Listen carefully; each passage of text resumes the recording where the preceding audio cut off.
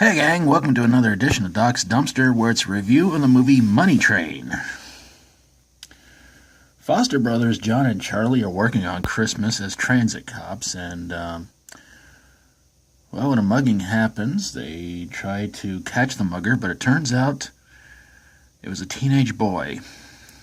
And as you would expect, nothing goes well with that. Their captain is named Patterson, and he's a real pain in the train tracks. Now, of course, as being transit cops, they're supposed to watch the money trains come in and make sure everything delivers on time and everything's good and all that. Unfortunately, Charlie is, he's got a serious gambling problem, and he asks his brother John for $300 to get Christmas presents, but it's really to go pay off a gambling debt. Well, it turns out he owes Mr. Brown $15,000, and after being held over a bridge, his brother John comes along and says, "I'll pay off the debt, everything will be cool, everything will be fine." So, Charlie is able to get the rest of the money to pay off both their debts to Mr. Brown, but then he gets on a train and, a thief takes the money from him, and poor Charlie pays the price for it. So John and Charlie start talking about trying to rob one of the big money trains, supposed to hold a lot of money on it, but of course at first John's not too big on it until after Charlie gets his debt repaid by Mr. Brown's goons, and he decides, alright, we'll do it. So they somehow sneak onto the money train that's supposed to have, I'm saying that a lot, sorry about that. They sneak onto the train that is supposed to have a whole lot of money on it, and hopefully this will be able to finally take care of everything they need to get taken care of. And they're not going to let little things stop them, like, say, another train or a steel bar or anything like that get in their way. And, of course, they don't.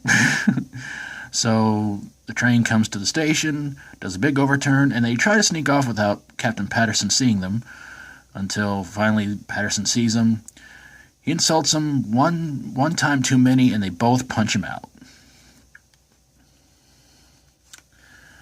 And then Grace, who becomes John's love interest, has Patterson arrested for endangering the lives of innocent citizens. So John and Charlie wind up walking out of there, and Charlie reveals to John that he actually stole a bag that had $500,000 in it, and the movie pretty much ends with the two of them arguing over what to do with the money. The movie stars, as you can see right there, Wesley Snipes, Woody Harrelson, Robert Blake, and Jennifer Lopez. And the big question is, does this movie belong in a dumpster? No.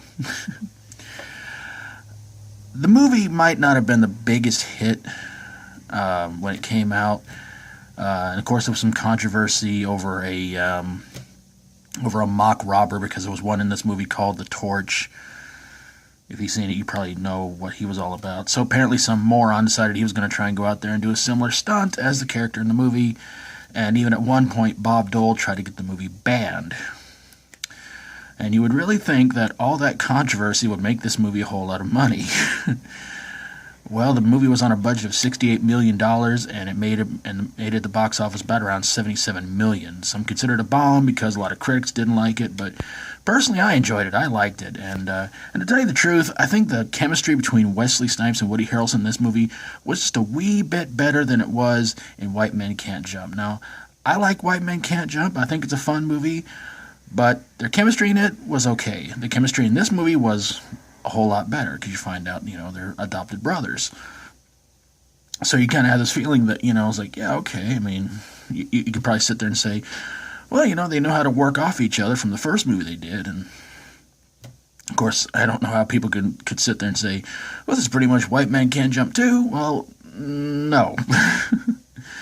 But the thing that got to me about this movie was, it's like, okay, Woody Harrelson plays a transit cop who owes a gambling debt to I think it was a nightclub owner.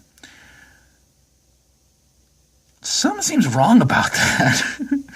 Because it's like, okay, you might be a transit cop, you're still a cop. Shouldn't you not be doing something illegal? Or is that just me? Am I just overthinking this whole thing? That's a good possibility. I probably am. But there you guys have it. A review of Money Train.